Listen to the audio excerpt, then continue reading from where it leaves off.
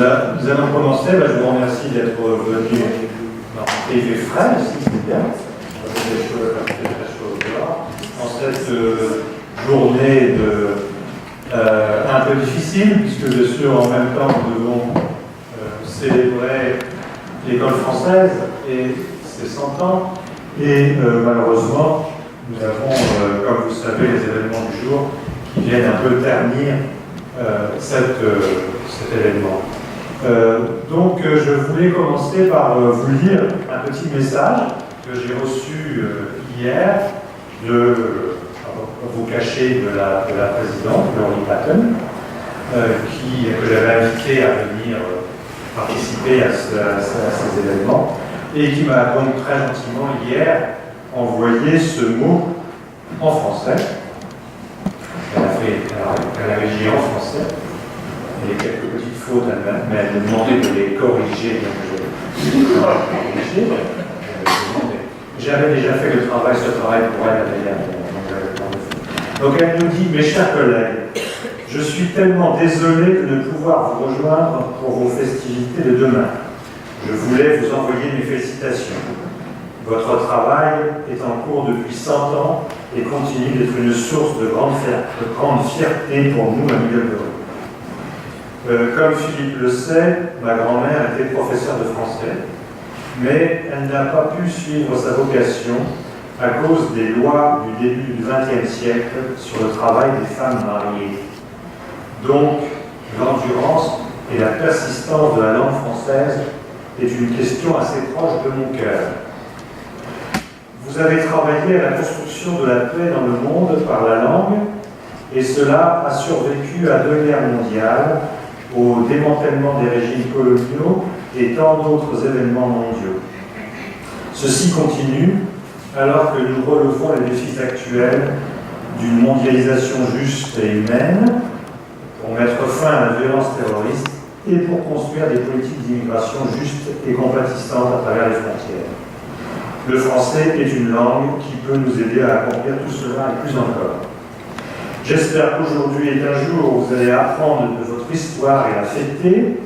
Votre admiratrice et amie, Laurie Patton, présidente.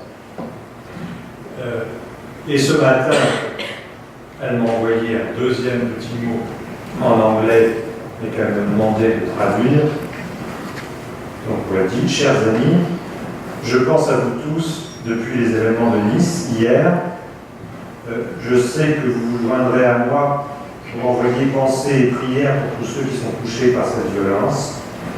À la lueur de ce qui s'est passé hier, je suis encore plus convaincu de l'importance de la mission de l'école française. Le mot qui était quand même très gentil, je trouve, et qui montre l'intérêt que Laurie Patton peut avoir, peut-être un petit peu plus, entre guillemets, pour l'école française. Bon. Donc je voulais commencer cette petite présentation par vous montrer donc que l'école française, bien sûr, qui a commencé en 1916, ce sont toute une lignée de directeurs, bien sûr, et une directrice. Le directeur et une directrice. Et aujourd'hui, donc, quand même, un événement assez exceptionnel, je trouve. Nous avons pu retrouvé autour de la table donc les derniers, et encore vivants, parce que les autres, malheureusement, sont passés depuis. Donc, vous trouvez à ma droite, bien vivant, Daniel Jourlet, donc, qui vous pouvez voir, a été directeur de 1987 à 1997. Ensuite, Jean-Claude Redonnet, qui lui-même a été directeur de 1998 à 2003. Et enfin, Aline Germain, qui a été elle-même directrice de 2006 à 2014. Il y a un nom qui est bien sûr sur cette liste, qui est le nom de Edward Knox, en 2005, et qui vraiment aimerait beaucoup être parmi nous aujourd'hui. devait être parmi nous aujourd'hui, m'a laissé d'ailleurs quelques petites choses à vous lire un peu plus tard, et qui malheureusement, pour des raisons de santé, enfin pas les siennes, celles de sa femme, n'a pu faire le voyage aujourd'hui. Donc nous aurons une pensée pour lui. Nous aurons des pensées pour beaucoup de gens dans cette histoire de 100 ans d'école française. Donc l'histoire commence en 1916, où il s'agit en fait de la, comme vous le voyez, de la 8e session d'été de Middlebury, puisque depuis déjà 8 ans, depuis déjà 7 ans, Middlebury avait mis en place des petits programmes d'été, mais c'était en biologie, en musique, en anglais, etc. En 1916, pour la première fois, donc, Middlebury crée, avec 2 enseignants et 6 cours, la première école française. Alors, les premiers enseignants, il s'agit de Henri-Pierre Williamson de Vigne, tout un nom, vous pouvez le voir. Le nom étant, sa partie française de son nom étant en fait le nom de sa femme, qu'il avait accaparé pour se faire plus français. Et puis Paul-Louis Jean Renaud, donc qui offrait, comme vous voyez, 6 cours tout à fait à la pointe de la modernité, un cours de pédagogie expérimentale, un cours de prononciation, un cours de pédagogie théorique, un cours sur Hippolyte Taine, et puis un cours sur les fables de La Fontaine, et enfin des conférences d'élèves et de rédaction. C'était le début en 1916. Et cela s'appelle déjà The French School, l'école française, dès 1916. Et le directeur est donc le professeur Henri-Pierre Williamson de Vigne. Il ne s'appelait pas Henri, il ne s'appelait pas Pierre, ça c'était un drôle de personnage. C'est pas ce que j'ai dû dire, personnage folklorique. Et donc ça commence. Alors à cette époque-là, comme vous pouvez le voir, en 1913, le campus n'est pas tout à fait comme aujourd'hui. Il est plutôt nu.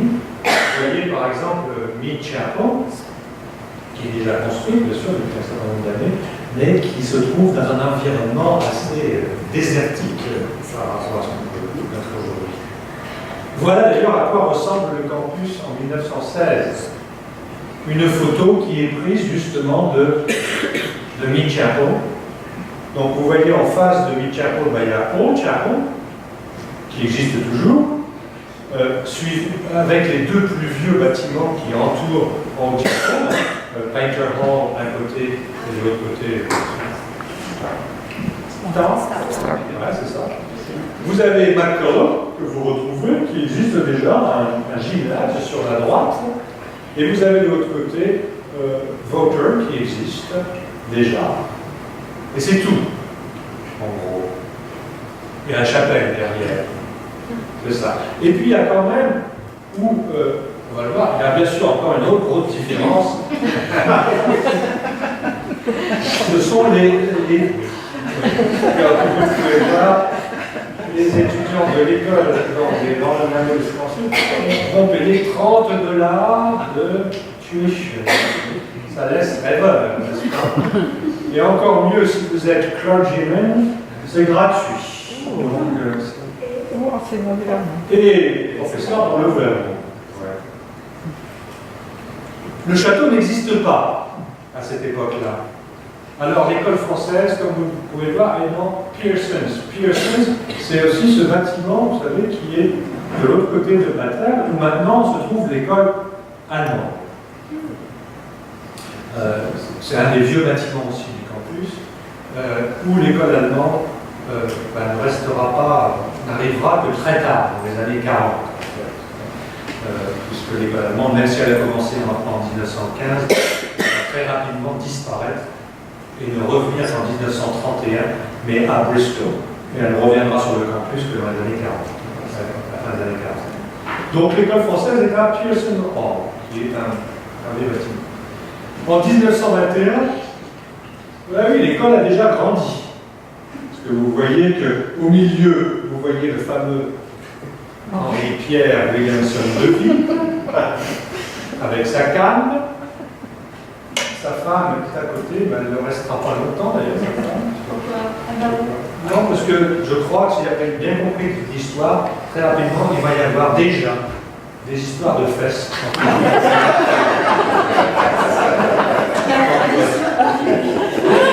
Entre Henri Pierre Williamson de Ville et une de ses membres de la faculté, ce qui fait qu'en 1926, il est remercié corps et bagages foutus à la porte. À cause d'un scandale, les lettres sont assez intéressantes à lire.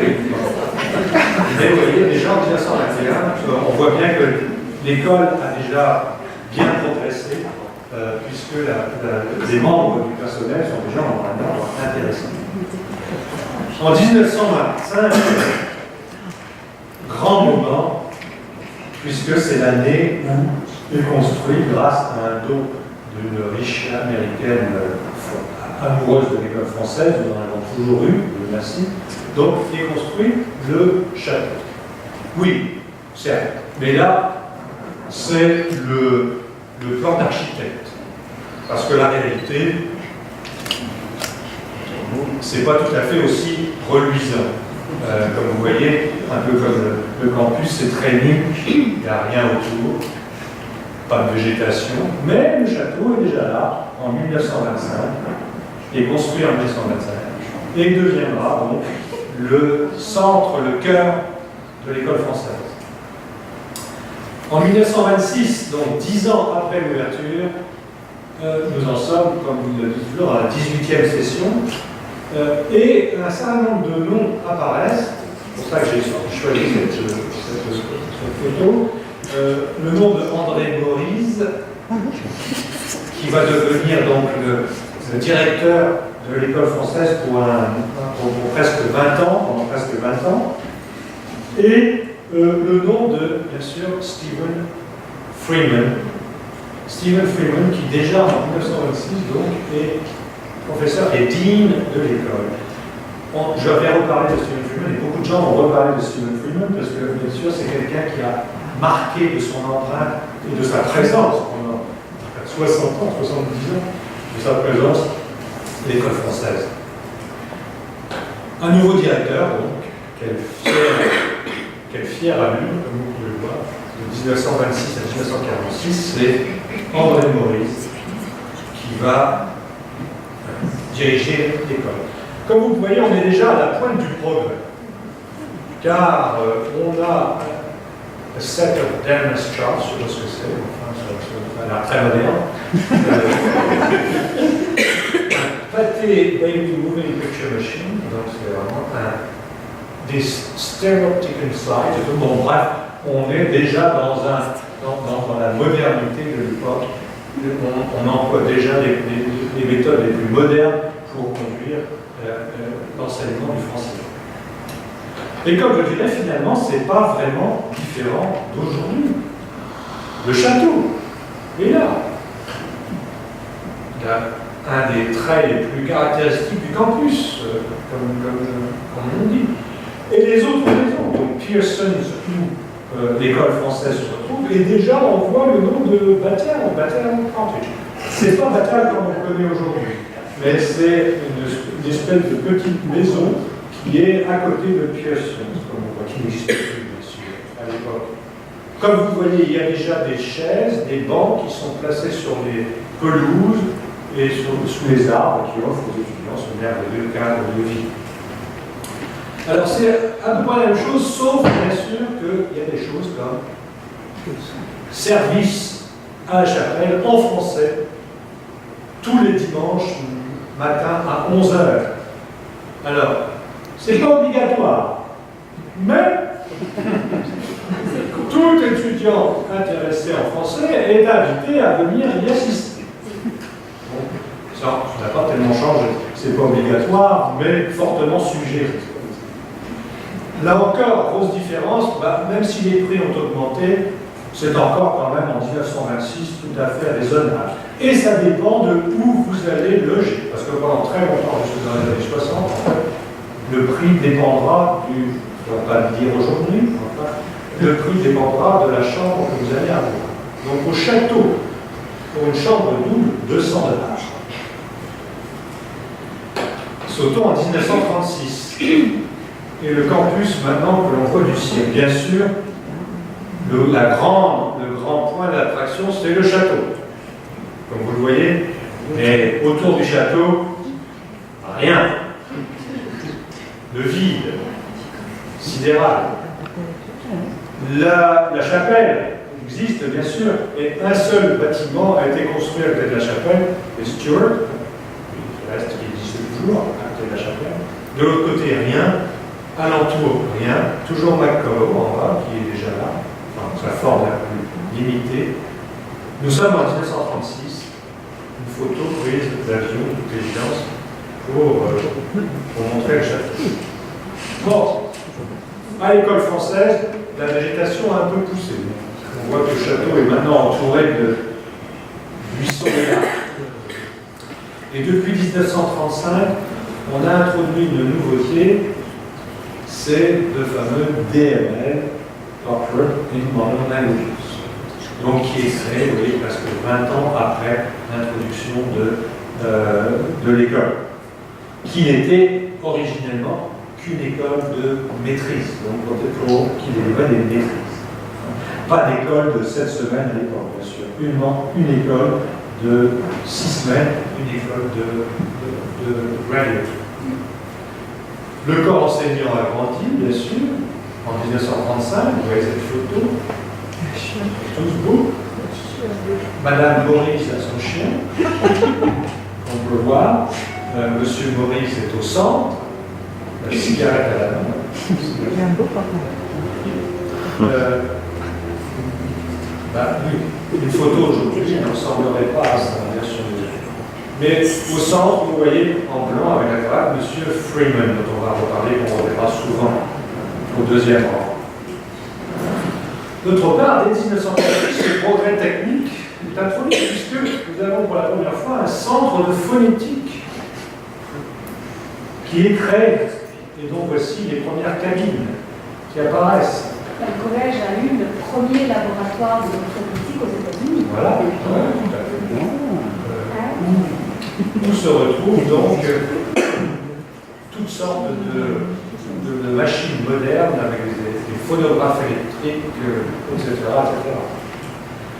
En 1946, les choses bien sûr ont grandi, puisque maintenant nous avons au moins 1, 2, 3, 4, 5 écoles, notamment l'école russe, qui a été créée en 1945, et l'école d'allemand qui est revenue, qui revient sur le campus. Nous sommes juste après la Seconde Guerre mondiale, bien sûr. Et c'est intéressant de voir ce qu'il en est dit. Quand on ouvre la page de l'école française, et ce discours très intéressant sur la nation française qui souffre encore, et donc l'école française doit continuer à contribuer à la renaissance du pays, à la renaissance de la langue, à la renaissance de la culture française, etc. Les objectifs sont redéfinis dans les écoles de langue même, puisqu'on dit que l'idéal premier des écoles de langue de Middlebury, c'est de préparer les Américains à une paix durable et une coopération internationale véritable, qui est fondée sur une connaissance de notre héritage culturel, etc., etc. Bon, des mots qu'on pourrait encore utiliser aujourd'hui, bien sûr, quand on le voit. C'est intéressant, c'est la première fois que c'est dit comme ça, en 1946. On passe à 1956. Belle année. Ça, c'est une belle année, parce que bien sûr, nous sommes un certain nombre ici à être nés en cette année. Je ne dirais pas qui. Mais pas de peau, là je trouve que nos chers directeurs de l'école française n'ont pas vraiment fait leur travail de relecture, parce que ça commence mal, avec une belle faute de français quand même, ce que je trouve être une faute de français, pour qualité. Allez, vous allez me dire où est la faute de français. C'est dit. De F.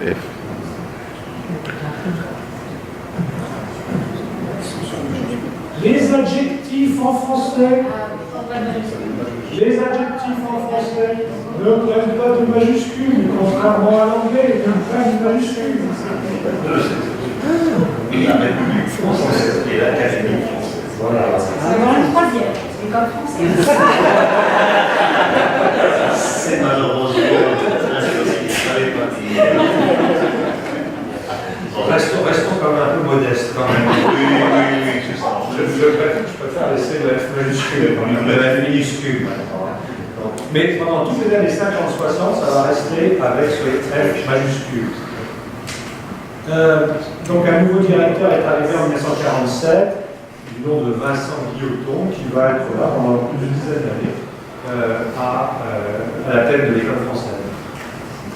Et maintenant, je crois qu'il nous faut parler de Stephen Freeman, puisque Stephen Freeman, c'est vraiment cette personne, ce nom, vous l'avez vu apparaître en 1926, qui est arrivé en fait en 1925. Et qui a été présent dans l'école française jusque, on l'a connu dans les années 80, il était là toujours, il a été doyen de l'école pendant 1942, il a été vice-président pour les écoles de langue, pendant très longtemps, ensuite il a été président par l'intérim de l'université, du collège lui-même, etc. C'est vraiment quelqu'un qui a laissé une trace, qui a écrit un livre, j'en parle pas parce que je crois que encore en parler plus tard, qui a écrit un livre sur les écoles de langue, qui est disponible d'ailleurs un peu partout, et qui a laissé son empreinte sur les écoles de langue, et notamment à l'école française, puisque c'était bien sûr un francophone et un francophile acharné. Et que nous avons vu jusqu'à sa mort, il venait encore à 100 ans avec sa voiture dire bonjour à l'école française, passer à l'école française au château. Et c'est seulement en 1999 qu'il est décédé à l'âge de 101 ans. Alors en 1956, oui, on voilà une école qui a fière allure, justement au centre, vous voyez Vincent Guilloton, et avec à côté de lui, justement Stephen Freeman, qui se trouve à sa gauche, à droite, sur la photo. Et pour les gens qui connaissent ou pas, le monsieur qui est à droite, c'est le point de rose. Oui, il y a aussi monsieur Boursier, à gauche, sur la photo pour nous. Et rien n'a changé, oui, parce que j'ai 56, et là maintenant, l'école française est au château, à Forest, et à Batel, North Center, déjà. Et 50 ans après, 60 ans après, on est encore au château, à Batel, North Center, South. Oui, parce que Batel a été construit en 1950, 1951. Un nouveau bâtiment a été créé, Batel. Oui, rien n'a changé. Une gazette. Oui, la gazette hebdomadaire, publiée. On fait du théâtre. Du théâtre, une pièce de Courteline, qui nous enseigne. Mais quand même, une grande nouveauté a été introduite en 1949, c'est la création de l'école en France, à Paris. Puisque en 1949, il est ouvert un centre à Paris, qui va commencer à rue de Chevreau dès le départ, et qui accueillera les étudiants venant terminer leur maîtrise en un été et une année. Ça sera le début donc d'un programme qui continue toujours aujourd'hui, même si c'est plus dans les mêmes lieux, puisque bien sûr, en ce moment même, une quinzaine d'étudiants sont en train de faire la session à Paris de l'école maîtrise. 10 ans plus tard, en 1966, sur les mêmes écoles, mais là encore quelque chose d'important est arrivé. Vous voyez, c'est ce qui est mis pour illustrer ce petit bulletin de l'école, c'est la création, l'ouverture du centre Sunderland, qui a été construit en 1965 et qui s'appelle le Sunderland Language Center, donc qui va être un centre dédié uniquement à l'étude des langues. C'est le fameux, là où maintenant nous allons à Berlin, c'est décret. Oui, donc vous voyez, la modernité est arrivée avec ce fameux centre des langues de Sunderland, qui va offrir toutes les les conditions les plus propices pour un apprentissage de la langue. Air conditionné déjà, la climatisation, possibilité de travail dans des laboratoires confortables, etc. Un nouveau directeur a pris les rênes en 1962. Il restera jusqu'en 1970, c'est Jean Borch. Et bien sûr, l'école française en 1966 à 50 ans. Donc c'est pour ça qu'ils disent en 1966 que l'année dernière c'était la 50e session de l'école française avec un visiteur, son Excellence M. Louis Jox, ministre d'État et père d'un actuel ministre lui-même, etc. Haute famille qui continue d'être impliquée à fond dans la politique française, dans le milieu politique français. En 1976, regardez, je lis cette photo pour illustrer le bulletin de 1976, car une nouvelle équipe est arrivée avec un nouveau directeur, donc Jean Carvillère, en 1971. Et bien sûr, quelques noms commencent à ressortir dans ces équipes de travail. Daniel Jouret, qui était là, Edouard Knox, bien sûr, que je remets, nous allons parler un peu plus, et les vieux de la vieille reconnaîtront d'autres noms. Certains sont morts depuis, malheureusement, d'autres sont encore penchés, par exemple. Bon, c'est vrai qu'on se rapproche de l'époque moderne. Enfin, ce sont quand même les années 70. Et comme vous voyez, dans la salle 110 du château, puisque c'est la salle 110 du château, l'actuelle salle 110 du château, nos étudiants, surtout ceux du fond, ont l'air assez hippie, californiens. Mais c'est les années 70. Et puis on commence à avoir des noms. En 1981, par exemple, sur le bulletin de l'école française, Jean Carvillère, actuel directeur, on voit toute une série de noms. Aline Germain, Daniel Jouret, Maurice Mourier et Pascaline Mourier. Je dis ça parce que vous avez entendu peut-être que la directrice adjointe s'appelle Rachel L'Hôtelier-Mourier. Rachel L'Hôtelier s'est mariée avec Pierre-François Mourier, qui est le fils de Maurice et Pascaline Mourier, et qui a passé toute sa jeunesse à grimper dans les arbres du château pendant les étés où ses parents venaient sur le campus. Donc c'est la famille Mourier. Et sur le paille, et même la même année, on trouve Jean-Claude Rogenet aussi en 1980. 2 ans après, d'autres noms apparaîtront. Le mien, par exemple, celui de Dominique Agostini aussi. Enfin, c'est pas la peine d'insister là-dessus. Les noms, les photos. Alors, vous voyez au cabaret,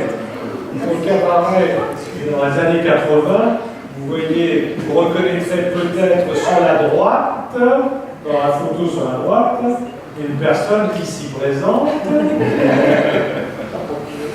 Il s'agit d'Aline.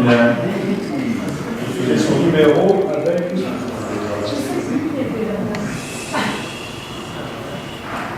Donc la suite, bien sûr, ce sont elles et eux. Et ce sont eux et elles qui vont vous la dire, puisque là, nous sommes arrivés dans cette période moderne de l'école française, de la période moderne de l'école française, à qui nous pouvons souhaiter une longue vie. J'espère, je pense.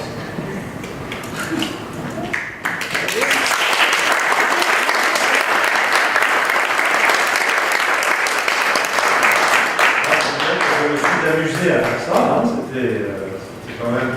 Il existe beaucoup de choses, et bizarrement, beaucoup moins de choses dans la période, ce que je disais hier, dans la période actuelle. Au début, j'ai trouvé par exemple les photos des anciens directeurs. J'ai pas trouvé une photo de Jean Cardunet. J'ai pas trouvé une photo de Jean Cardunet. Puisque à partir des années 80, si vous voulez, premièrement, c'est passé très rapidement en numérique. Et par exemple, dans la plupart il y avait presque plus de photos dans les. Ces gros albums de photos. Oui, mais ça, c'est autre chose, ça c'était personnel, mais dans les archives. Dans les archives du Il y collège. a des albums photos dans les archives. Non, non, mais les archives du collège, qui sont les archives numérisées du collège, on les a pas. Et ça, c'est ça qui m'inquiète. C'est ce que je me disais comme ça, une pléto, ça m'inquiétait un peu, parce que je me dis, dans 2116, ceux qui seront là, je l'espère, à notre place, pour faire ceci, je ne sais pas ce qu'ils trouveront à partir des années 70-80. Parce qu'il est vrai qu'il y a des années 70-80, mais il n'y a plus grand-chose, et notamment à partir des années 2000, où c'est passé dans le numérique. Alors là, en numérique, on ne sait pas où c'est.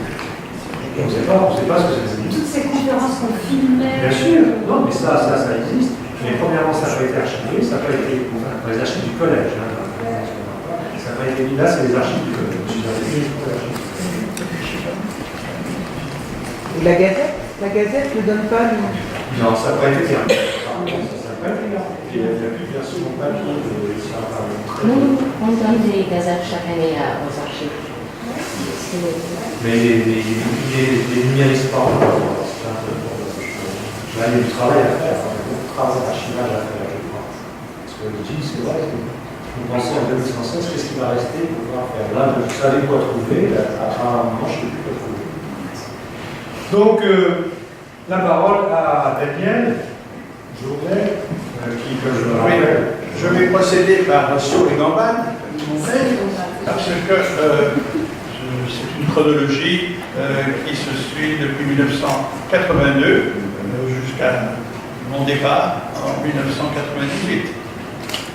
Donc j'ai eu ma formation, si je puis dire, faite par M. Carduner, Jean Carduner, qui m'avait invité en 1966 à enseigner à Ann Arbor, à l'Université de Michigan. Donc c'est comme ça qu'on s'est connus. Et donc je l'ai toujours suivi, même en étant à l'Université de Toronto, j'avais toujours un contact avec lui. Et lorsqu'il est devenu directeur de Middlebury, il m'a tout de suite invité, je suis venu. Il est arrivé dans des conditions assez dramatiques qui m'ont servi de leçon. Le directeur précédent, Jean Gauche, que vous avez vu, lui avait conseillé de mettre tout le monde à la porte. C'était assez violent. Et il a mis tout le monde à la porte. Effectivement, il y a eu 2 survivants, si je puis dire, Michel Launay, professeur d'histoire spécialiste du syndicalisme. Et puis, le professeur d'histoire de l'art.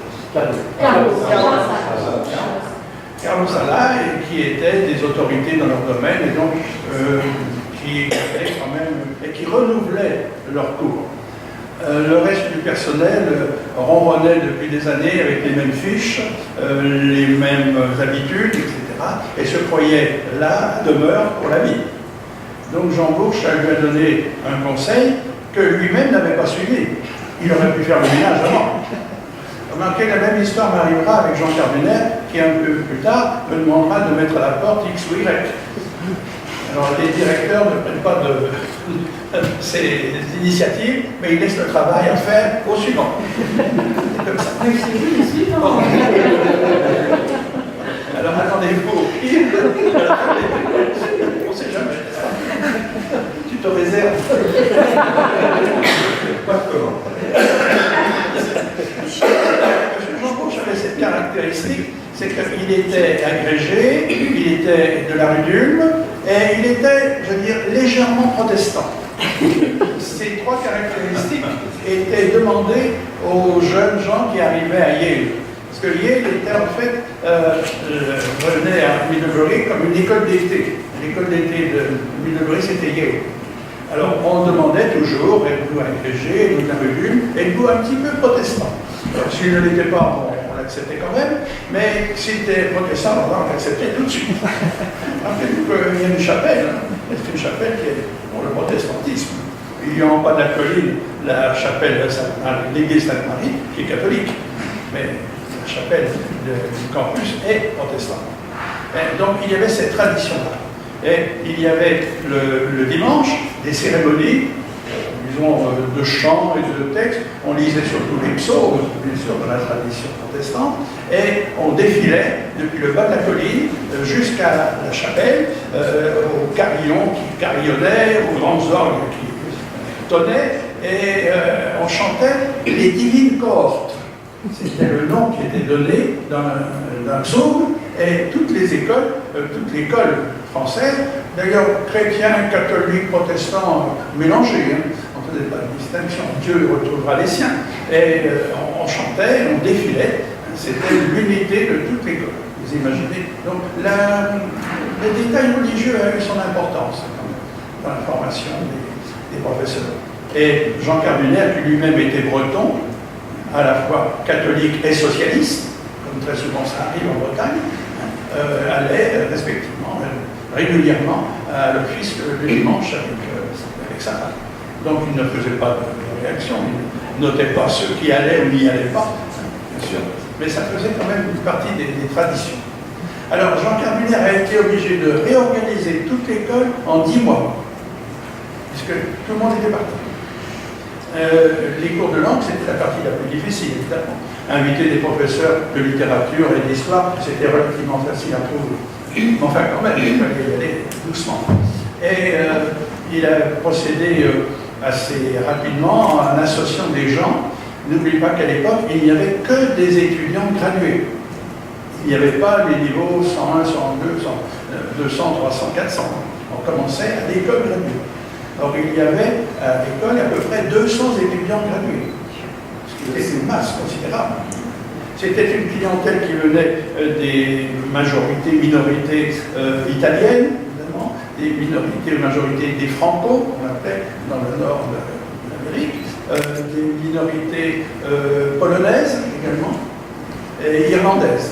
Donc tout ce monde-là apprenait le français et retournait dans leurs écoles respectives avec un bagage enrichi par les cours de l'été. Donc c'était une clientèle fidèle et de très bon niveau linguistique. Ces gens-là parlaient bien français. Bon, ils avaient besoin parfois d'outils pédagogiques ou de magnétophones et tout le reste, mais la plupart d'entre eux étaient des gens qui, certains franco étaient francophones, comme le nom l'indique. Et donc on avait une clientèle assez importante et assez distinguée venue du français. Bon, il est arrivé un moment où cette source est tarie et de plus en plus l'école diminuait, et Jean Carduner a été obligé d'ouvrir l'école au niveau sous-gradué, niveau 101, 201, 300, 400. Alors l'école a doublé, bien sûr, tout d'un coup. Le niveau supérieur est resté ce qu'il était, tout en étant assez réduit malgré tout. Et ce sont les cours de langue des niveaux 101, 102, 103, etc., qui se sont épanouis. Alors c'est là que le travail le plus important a été fait. Jean Carduner m'a toujours dit que l'école du Degré était une école de langue.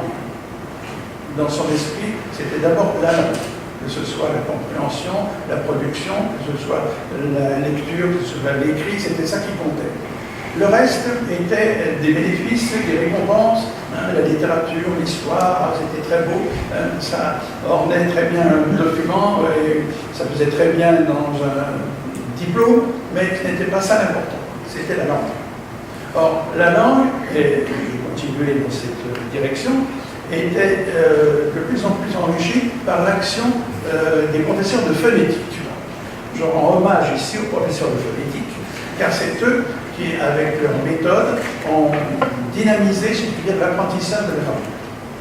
C'était vraiment essentiel. À ces professeurs de phonétique, c'est associé des professeurs de théâtre, de production théâtrale, de déclamation. Et là, il y avait Françoise Vaugeret, que certains connaissent peut-être, qui était vraiment une personne tout à fait distinguée pour amener les étudiants à déclamer, prononcer, articuler et à faire des petites scénettes, si je puis dire, surtout les jours de cabaret que l'on voit souvent pendant l'été. Donc ça, c'était très important. Et les étudiants devaient passer des examens et devait articuler, prononcer, etc. Enfin, tu es bien placé, mieux placé que moi pour en parler. C'était ça qui était important. Bon, il y a eu aussi une révolution au moment de la direction de Jean Cardunet, c'était la tolérance que l'on a accordée aux enfants. Les enfants ont enfin été acceptés avec les parents. Avant, il n'y avait pas d'enfants. Tout le monde était seul, célibataire ou marié, enfin la femme était au village, puis les enfants dans une colonie de vacances en Bretagne. Donc les enfants n'étaient pas acceptés. Et puis Jean Cardunet a reconnu quand même que ce n'était pas normal et qu'il fallait accepter les enfants. Alors ça a été un moment de grande joie, parce que les enfants ont apporté leur dynamisme linguistique, leur langue argotique, très souvent, leurs chansons, leurs phrases, leurs questions, et c'était vraiment un renouvellement de l'atmosphère dans l'école. Imaginez votre école maintenant sans les enfants. Ce serait, je vais dire, relativement triste. Or là, avec les enfants, ça dynamisait, bien sûr, l'école. Bon, il y avait des petits inconvénients. C'était parfois un peu turbulent. Un matin, M. Cardunet a trouvé qu'un sapin en face du château était décoré avec des bicyclettes. La police s'en est inquiétée et on a cherché le coupable. On l'a jamais trouvé, évidemment. Enfin, les bicyclettes ont eu du mal à descendre. Un autre incident qui est arrivé, c'est le français oral, un peu argotique, si vous voulez, que ces enfants amenaient avec eux. Les étudiants adoraient ça. On va parler avec les enfants pour apprendre tel ou tel mot. Comment est-ce que tu dis ça en allemand? Alors, il y avait une phrase qui était devenue symbolique à un moment, c'est « t'as pas une clope ». Alors là, l'étudiant américain s'est arrêté et dit « oui, bon, c'est une interro négative, donc je devrais répondre par oui, mais je ne sais pas oui à quoi ». Le mot clope reste pour lui mystérieux, un mot d'une syllabe qui se termine par une consonne, c'est plutôt un mot anglais, c'est pas tellement un mot français. Donc le mot clope a circulé comme ça parmi les étudiants, et enfin est arrivé aux oreilles des parents. Et alors, qui a osé prononcer ce mot-là? Il y avait des collègues, des parents qui étaient assez sévères quant à la qualité du français. Bon, finalement, on a trouvé que il s'agissait d'une cigarette et qu'il aurait été mieux, comme me disait Louis Porcher, d'avoir la phrase « Aurais-tu la bonté de me donner une cigarette ?» Les niveaux de langue, n'est-ce pas, ça remplissait le temps. Donc, les enfants ont été, je crois, un grand bénéfice pour l'école française. Ils étaient absolument nécessaires. Eux-mêmes, d'ailleurs, pouvaient participer au théâtre, à la chorale, à des tas de jeux. C'était vraiment très intéressant. Un autre élément que Jean et moi, je vais continuer dans sa lignée, à apporter, c'était le cours de linguistique. Avant Jean Cardunet, il n'y avait pas de linguistique en tant que tel. Alors, il a été assuré par M. Jean Pétard, agrégé de grammaire, directeur de l'école normale de Mâcon et membre du Parti communiste. Ça allait ensemble. Il s'agissait bien sûr de structure de la linguistique formaliste, structurelle, etc. Et donc ça allait très bien avec des idées de gauche ou d'extrême gauche, enfin. Et c'était un excellent professeur. Mais le cours de linguistique était obligatoire. Alors les étudiants parfois étaient terrorisés d'avoir à passer un été avec M. Pétard, connaissant ses manières, parfois sa brutalité, mais également son savoir. C'était un très bon professeur. Alors, Jean Cardunet m'avait laissé la tâche délicate de le mettre à la porte. Ce n'était pas la meilleure chose que j'ai eu à faire dans mon métier de directeur de l'école. Donc, Jean Pétard a connu son succès, ses limites également, car il avait parfois des rapports assez difficiles avec les collègues, qui n'étaient pas de son avis. Jean aimait beaucoup avoir une mosaïque de tous les partis politiques français sur le campus. Alors c'est pour ça qu'on lui a demandé plusieurs fois, mais pourquoi est-ce que tu invites Et il dit, parce que je veux absolument avoir un communiste comme Jean Pétard, qui est honnête, intelligent, etc. Mais bon, assez limité dans sa liberté et des libertés des autres, bien sûr. Alors, c'était une façon de représenter la société française sur le campus. Alors, on a eu à un moment, bien sûr, des Giscardiens, des Chiraciens, etc., qui venaient. Et puis, il y avait toujours un élément disons, perturbateurs ou de la gauche ou de l'extrême gauche. Il y a eu aussi beaucoup de bobos, si je puis dire, qui étaient eux, libres de pensée et d'action. Donc c'était un des aspects de l'école d'été. Je ne sais pas actuellement si il y a encore cette mosaïque de culture politique à l'école française. Enfin, j'avais essayé de maintenir. Ensuite, il y a eu d'autres arrivages, si je puis dire, et en particulier Louis Porcher, qui amenait avec lui la sociologie.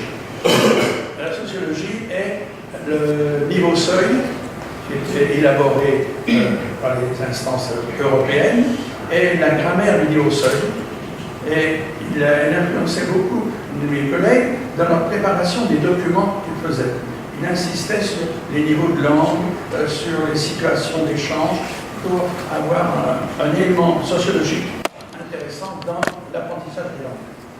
Donc il a eu son rôle important. Il est arrivé avec une équipe d'ailleurs de ses collègues, François Mariette, pour ceux qui l'ont peut-être reconnu, et d'autres collègues qui étaient vraiment très intéressants.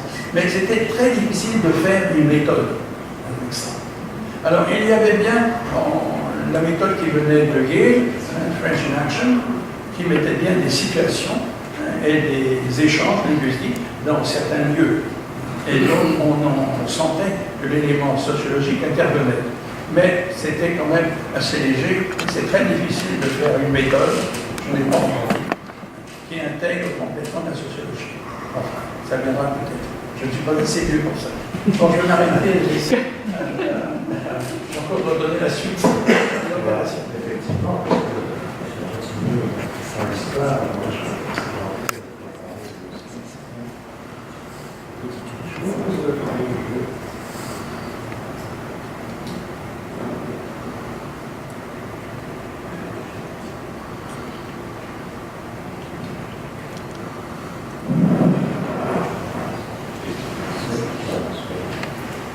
Eh bien, merci beaucoup, vraiment, de tout cœur, pour trouver tout le monde. Et surtout, merci de... J'avais raté, comme vous pouvez le voir, Saint-Étienne, et j'étais absolument persuadé que je ne pourrais pas venir pour le 10-15. Donc j'étais parfaitement content lorsque j'ai reçu ton invitation à venir. J'ai dit, est-ce que tu veux que je raconte quelque chose, enfin, parle de ton mandat. Alors j'ai décidé de faire, c'est un peu le défaut de la race, n'est-ce pas? Vous savez toujours, depuis quelque temps, j'ai fait un petit PowerPoint, je me suis dit, parce que comme ça, au moins, ils vont peut-être suivre et ils verront quand même que nous avons suivi aussi. Alors, j'ai voulu me situer de toute façon dans ce que tu m'avais dit, c'est-à-dire l'école française, histoire et perspective, en se disant, ben voilà, au fond, qu'est-ce que j'ai été, à quel moment et pourquoi. Alors, ce qui m'a frappé depuis le début, et je vous remercie de m'avoir posé cette question, en fait, avec cette invitation, parce que je me suis dit, au fond, j'ai dû repenser, ça faisait quand même un bon moment, mais ça que je n'avais pas repensé tout ce qui avait pu se passer. Bien sûr, on avait parlé de programmatique, on avait parlé de recrutement, etc., mais je n'avais jamais, je vais dire, théorisé sur ce que j'allais faire. Ce n'est que maintenant, plus tard, avec le temps qui passe, que j'ai pu le faire. Donc c'est ce que je vais essayer de vous présenter, et c'est rapide donc de ce que je pense avoir d'abord reçu, et c'est très important, de Middlebury, tout autant que de lui avoir donné. Parce que pour moi, l'histoire de Middlebury, vue par moi, et j'espère aussi par les enseignants, c'est un donner et un recevoir. Il y a trois composantes. La première, bien sûr, je l'ai suivie depuis, c'est-à-dire, comment peut-on apprendre et enseigner le français aux États-Unis, je dis bien aux États-Unis, parce qu'il s'agit de ça, en s'appuyant sur l'idée Middlebury. C'est essentiel. Et devenant directeur, c'est-à-dire essayer de voir comment je pouvais inscrire un mandat dans une tradition qui a fort bien, je vais pas dire résumé, mais qui a commencé à piqueter, n'est-ce pas, qui s'était déjà forgé quand je suis arrivé sur 3-4 siècles, ce qui n'était pas rien, c'est-à-dire il n'y avait pas d'autres précédents, et surtout savoir comment les choses évoluant, il y avait l'éducation, il il y avait des changements dans la technique, etc. Comment pouvait-on contribuer, et comment j'allais pouvoir, concernant contribuer au développement de l'école en l'inscrivant dans son temps. C'est tout ce qui m'avait, en tant qu'historien, essayé m'avait frappé. C'est-à-dire, je crois que tous ceux qui m'ont précédé ont essayé d'inscrire l'histoire dans leur temps. Quelle que soit la définition de cette inscription et de ce temps, qu'ils aient eu, ce que je ne sais pas toujours. Alors, je voulais vous dire en passant rapidement que je pense avoir personnellement vraiment beaucoup reçu de Middlebury. Et ça dure encore, si je puis dire.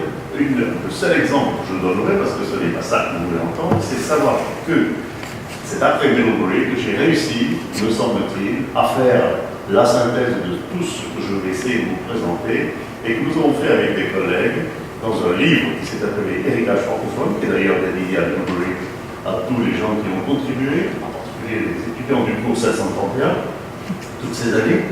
Qui s'appelle enquête culturelle, qui sert à essayer d'amener l'étudiant de français américain, je crois bien encore une fois, à des situations inspirées par Middlebury, dans lesquelles il pourrait se sentir francophone.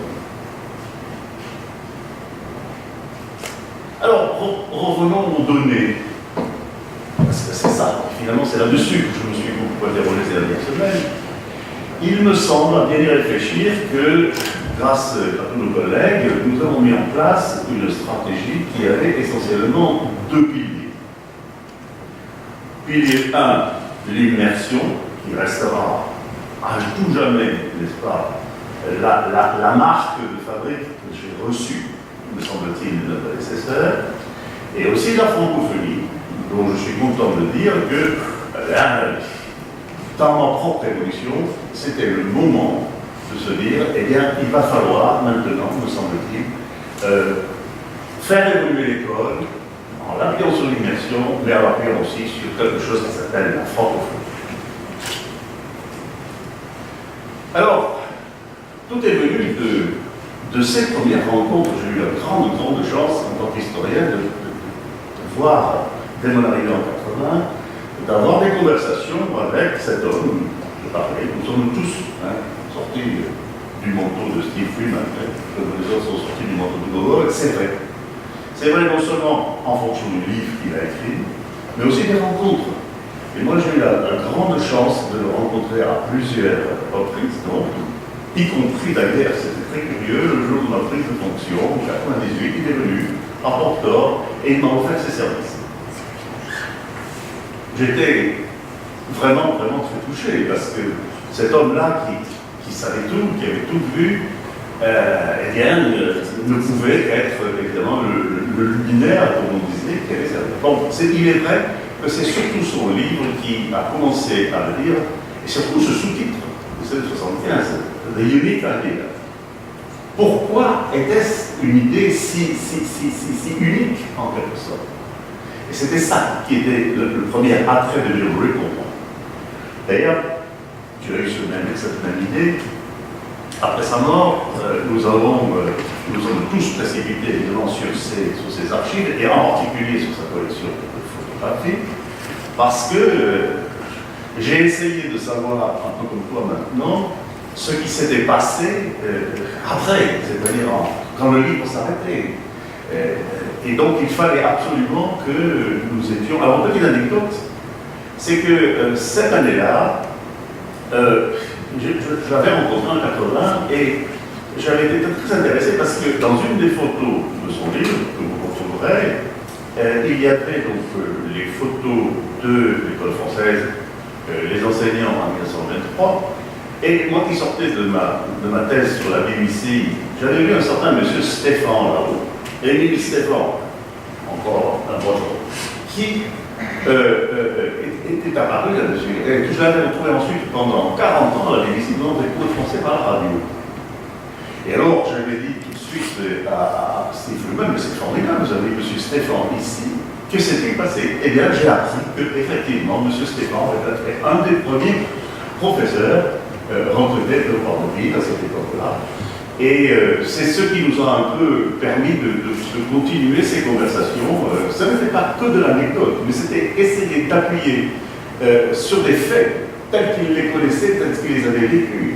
Il a vécu une connaissance, et dans son livre, remarquable de toute la lecture, de toutes les correspondances, etc., qui ont manqué évidemment à nos successeurs.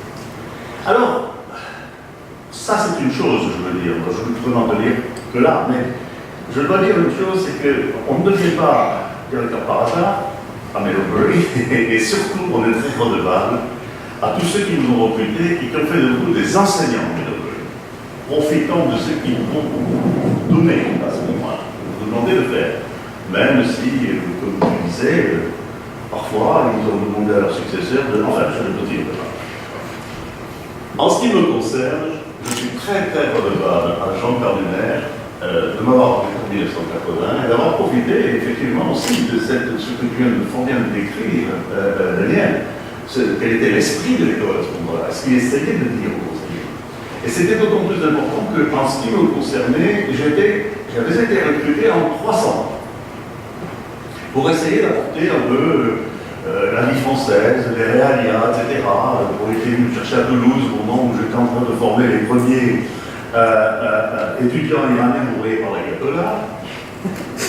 Et c'est vrai, auquel nous essayons de donner des cours sur comment s'habituer à vivre en France et en français. Et bien sûr, ensuite, je dois beaucoup à Daniel Jouré et à ces 4 années pendant lesquelles il m'a confié ses cours sur, j'allais dire, sur la francophonie. J'arrivais beaucoup d'expériences francophones et en particulier de la Martinique. Et c'est à ce moment-là qu'il m'a donné envie en disant, tu sais, il y a des choses à faire quand même en francophonie. Ça va toujours rester et je le remercie vraiment. Donc, l'héritage, c'est bien sûr une histoire, mais ce sont aussi des pratiques. Et ces pratiques, pour moi, sont des salutaires. Alors, qu'est-ce que j'en ai fait? J'ai essayé de voir quelle serait la perception de l'héritage et comment j'allais le transformer en programmatique. Il me semblait que l'héritage me demandait 2 choses, c'est-à-dire de me pencher constamment sur ce qu'était la pratique ou les pratiques de l'apprentissage du français en contexte, je ne disais pas nécessairement en immersion, mais c'était le moyen, pour servir de nombreux publics adultes.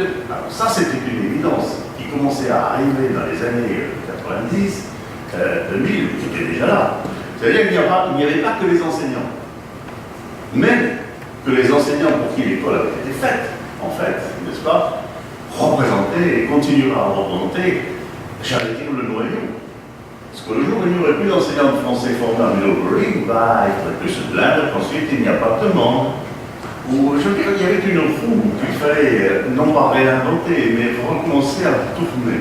Et donc, il fallait, comme nous l'avait enseigné dès le départ, même Devine, Maurice, etc., on disait comment peut-on approfondir la formation des enseignants de français américains. Là, voilà le premier théorème. Et puis, bien sûr, il fallait essayer de voir comment adopter une pratique du, alors je veux dire, vivre en français. On ne savait pas ce que ça voulait dire à ce moment-là. C'était pas vivre le français, c'était vivre en français. On s'est arrêté. Et ça, appuyé bien sûr sur le principe de l'immersion, qui était à ce moment-là, quel qu'il soit, j'allais dire, un des rares qui soit vraiment appliqué dans l'enseignement des langues vivantes aux États-Unis. Il y a peut-être aux États-Unis, c'est vrai, c'était le seul. Alors, de là, j'ai essayé de voir avec mes collègues comment proposer un programme et des sessions qui permettent, se tournant vers l'apprenant, qu'il soit lui-même apprenant français ou enseignant de français. Comment tirer parti de l'immersion, car c'était de là que devaient, me semble-t-il, sortir les principaux enseignements de leur séjour en 6 semaines ou en 7 semaines. Et quels étaient les principes? Donc nous allions essayer d'inculquer et d'essayer aussi de faire transparaître dans notre programmation et dans nos sessions. Je crois qu'il fallait commencer à se dire que si les étudiants étaient à l'immersion, et c'était ce qu'il fallait leur expliquer, appuyé par nos enseignants, s'ils devaient prendre un risque que nous devons apprendre à raisonner, n'est-ce pas, et à la fois dans un domaine culturel, dans un domaine bien sûr comportemental, très important, comme on l'a vu, quand vous aviez des enfants, et linguistique, en fonction uniquement en langue française. Ça fait beaucoup de choses. Je veux dire, ça aussi, c'était la base. Comment prendre ce risque? Quels sont ces risques? Attention, voici les risques auxquels vous allez être exposés.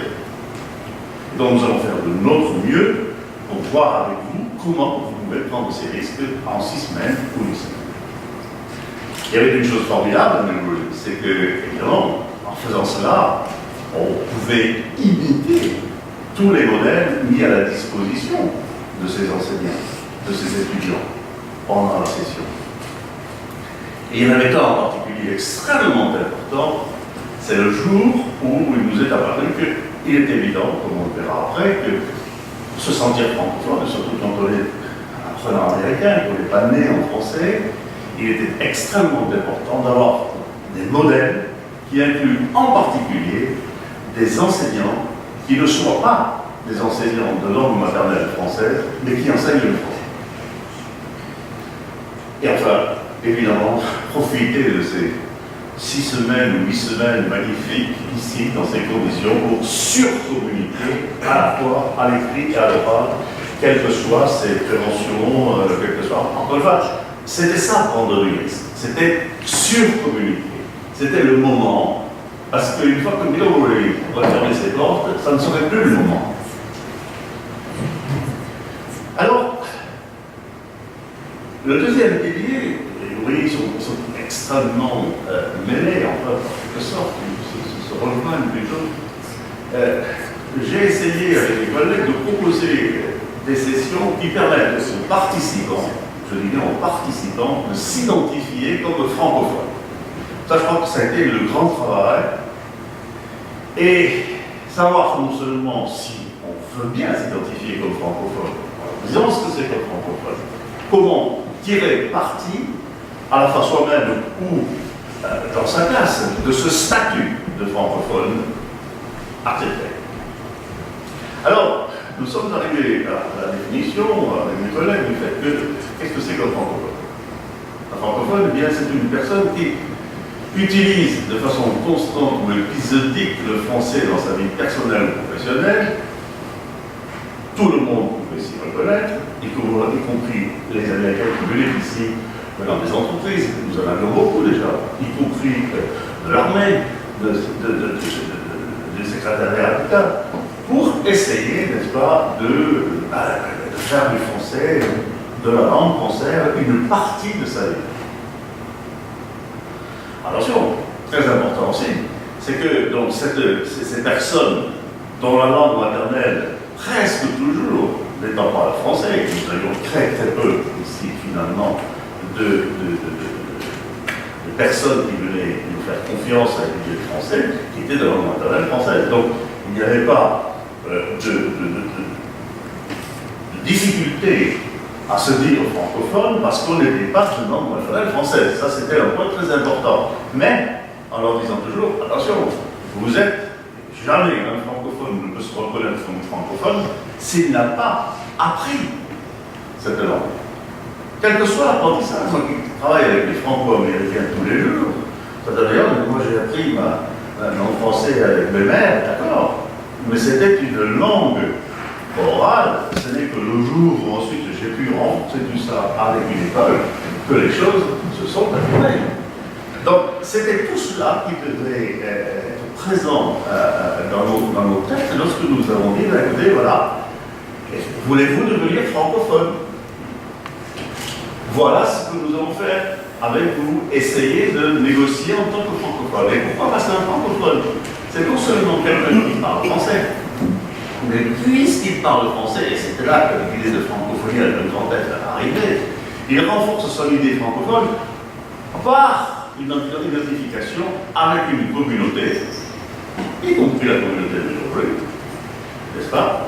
Sa classe, ou un groupe constitué francophone. Hein? On peut venir d'un pays qui se dit francophone, on peut venir d'un pays qui se dit francophone et autre chose. Et que tout cela, de toute façon, allait en faire, aussi d'un point de vue utilitaire, des francophones qui savent quand même converser, dialoguer, profiter de l'échange avec la communauté francophone mondiale telle que commençait à la définir, au-delà des petits drapeaux, n'est-ce pas, qu'on peut trouver sur les cartes de la francophonie. L'enjeu était donc pour le participant, c'est là-dessus que nous avons trouvé le programme, de passer du statut de francophile. S'il était là, l'apprenant avait quand même quelque chose qui faisait qu'il avait envie d'être un peu ce participant. Et c'est ce que j'appelle la francophile, les francophones. Alors, qu'est-ce qu'il devait faire? Et c'est là-dessus que nous avons bâti le programme. Il devait essayer d'adopter un état d'esprit. L'essentiel, c'est un état d'esprit. Ce n'était pas l'instant des programmes, ce n'était pas seulement des connaissances, mais un état d'esprit qu'il allait voir être partagé, pour nous faire voir qu'il était partagé par d'autres francophones dans le monde. Mais, très important, n'étant pas essentiellement francophone natif de langue française, qu'il serait toujours au contact avec des francophones qui étaient eux-mêmes en contact avec de nombreuses langues et d'autres cultures. Et c'est pourquoi nous avons commencé à dire, bon, il y a en particulier autour de nous deux langues de contact de la francophonie. La première, c'était celle des Caraïbes, évidemment, avec toute la créolité, et l'autre, c'était tout ce qui était le contact avec l'arabe ou les arabes que nous avions trouvé. C'est pour ça que sont venus ici un nombre de personnes qui représentaient cela, la délégation, Rachid Bouchera, etc., qui ont pu transmettre ce message. Message qui serait encore mieux incorporé et transmis si c'était le professeur de français aux États-Unis qui vous en parlait à sa classe. Parce que l'idéal, c'est non seulement de devenir francophone soi-même, mais c'est d'essayer de faire participer ses élèves à sa francophonie. Lui, d'ailleurs, étant, à ce moment-là, étant le premier des modèles. Et c'est ce genre de professeur qu'on a amélioré qui devait servir de modèle. Enfin, chose importante, et ça a été notre grande philosophie, je crois, pendant les années, c'est d'essayer de se dire, voilà, qu'est-ce que c'est que le français au fond? Ah, je pense que vous êtes là, surtout pour vous, américains. Souvenez-vous que c'est une langue américaine. Et pas simplement états-unienne. Il y a 100 000, quand même 11 millions de francophones vraiment, qui parlent français à la maison. C'est encore les chiffres. Vous avez un grand monde, regardez au nord de chez vous, regardez à côté de chez vous, etc. C'est une langue américaine, le français, des Américains. Et bien sûr, c'est une langue internationale, mais qui a tout son sens au niveau de la communauté qui vous est proche, mais aussi de celle qui sera bien lointaine, par laquelle vous accéderez grâce à tous ces liens francophones. Alors, voilà quelques conséquences programmatiques. D'abord, nous avons eu, comme Middlebury aujourd'hui, n'est-ce pas, c'est bien ça, nous avons eu nos réplicateurs pour essayer d'enseigner ça. Et dès la Gazette, un peu partout, nous avons inventé, avec nos collègues, ces deux mêmes, donc, ces deux réplicateurs, qui étaient l'école française, ce sont des cours de langue et des leçons de vie, c'est la première fois qu'on arrive à ça, on le disait, je veux dire. Et deuxièmement, là c'est une école, vous voyez, qui bouge et se ressemble, vous voyez les premières photos que nous étions allés chercher dans la collection Freeman, là sur la première gazette, et je me souviens au passage que c'était le premier numéro de la gazette électronique, 2012. Alors, dernière des conséquences programmatiques, et non des moindres, il fallait que chaque participant aux sessions de l'école française, je suppose que c'est la même chose dans les autres écoles, puisse savoir gérer ses priorités, je dis bien ses priorités par rapport à ce que l'on a offrir, et naturellement son temps, extrêmement précieux, afin de vivre pleinement ce qu'on allait apprendre à être une diversité culturelle et linguistique qui s'appellerait, disons, la francophonie. Avec les 4 paramètres que nous enseignons à tout le monde, c'est-à-dire, il y a quand même, dans l'apprenant, un peu de désir, j'espère, un peu de plaisir, on verra après, de l'intérêt, tiens, et pour beaucoup de l'utilité. Donc il s'agissait d'essayer de faire comprendre comment les cours que nous allions proposer, les activités que nous allions proposer, allaient permettre effectivement de mettre un certain équilibre pour chacun d'entre eux, en fonction de sa provenance, en fonction de sa destination, entre ces quatre degrés. Et pour faire cela, nous avons essayé de continuer sur la lancée de nos prédécesseurs à mettre donc des équilibres, pas toujours faciles, entre quatre zones importantes que nous devions expliquer, que nous devions faire accepter en quelque sorte à nos participants. Alors bien sûr, il y a les cours, obligatoires et notés. Il n'y a que ça qui est noté. C'est bien, parce que vous avez intérêt à avoir de bonnes notes, etc. Bien. C'est pour ça que je l'ai en rouge, ce chiffon rouge. Mais après, il y avait tout le reste. Et tout le reste, il était lui, pas noté, etc. Nous avons essayé de faire voir comment on pourrait de plus en plus intégrer, alors je ne dirais pas la conférence et table ronde, avec ce qu'on appelait les ateliers. Alors peut-être que nous avons vu une prolifération d'ateliers, monuments à cette époque-là. Peut-être des s'appelait des clubs. J'ai bien remarqué chez Freeman. Des ateliers qui étaient extrêmement importants parce que vraiment ce sont eux qui allaient pouvoir essayer de donner cet équilibre, n'est-ce pas, tout à l'heure, on a intérêt, écrire évidemment le divertissement, quelque chose. Mais ces quatre devaient vraiment se combiner. Et il fallait donc pouvoir offrir non pas un smorgasbord, comme le disaient d'ailleurs les critiques de Devine au départ, mais une espèce de palette dans laquelle chacun allait pouvoir, et en fonction de ses propres critères, aussi aller chercher ce qu'il devait retenir de l'influence de Néo-Blanc. Dernier mot, j'étais toujours frappé de voir que, et surtout avec contact avec Freeman et ses écrits, de voir que c'est vrai, et c'est d'ailleurs une citation de son livre, 187 pour certains mois, c'est vrai que les écoles de langue ont un caractère unique, on en a parlé. Donc, savoir ce que ça veut dire. Bien, c'est pas de le dire, encore mieux, d'essayer de voir ce que c'est, d'essayer de le pratiquer. Et leurs langues traditions ne sont pas une limite. Alors ça, c'est une chose aussi importante, parce que c'est vrai qu'il faut s'appuyer sur la tradition, mais encore une fois, il y a une chose très importante, et c'est pareil pour toutes les écoles, c'est pareil pour toutes les langues, quand même la part de l'innovation, de savoir ce qu'on va innover, non pas inventer, mais innover, va être extrêmement importante à concevoir, mais il faut se souvenir que c'est le socle sur lequel eh bien, des voies nouvelles, imaginatives, permettront d'atteindre la pérennité du but. Et quelle est la pérennité du but quand on vient ici? Eh bien, comme je disais, c'est d'être, se sentir partie d'une communauté qui ne s'arrête pas simplement à Minoblé, qui ne s'arrête pas au début du mois d'août, mais qui s'étend au reste du monde et peut-être au reste de sa vie. Merci.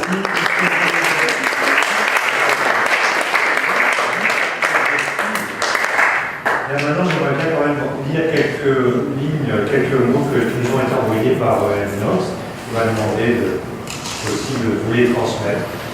Transmettre donc ce qu'il a appelé l'école française à 100 ans, remarque Édouard Nox. Alors, ma situation est un peu particulière. J'ai été professeur à Minoblé Collège, américain, directeur un seul été, 2005, mais doyen dès 1972.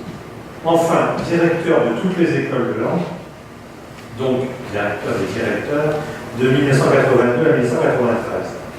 J'ai d'abord une pensée pour le grand absent Jean Cardunet, directeur de 1971 à 1986.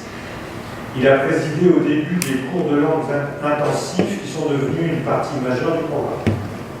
Il a été le premier à engager des professeurs de ce que nous appelons maintenant la francophonie, avec des cours sur le Québec et l'Afrique. Il a assuré la présence chaque été d'au moins un collègue de Sciences Po, commençant ainsi une filière qui perdure. Il a créé ce que nous appelions alors les stages, soit des programmes de 2 semaines qui ont fait des petits ici et là. Enfin, sauf erreur, il a engagé tous les directeurs de cette table ronde. Ce qui est exact. Effectivement. Histoire.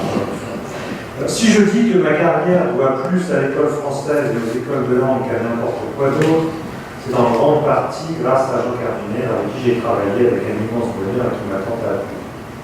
J'ai donc servi de doyen pendant un certain nombre d'étés, et notamment au début de la direction de Jean.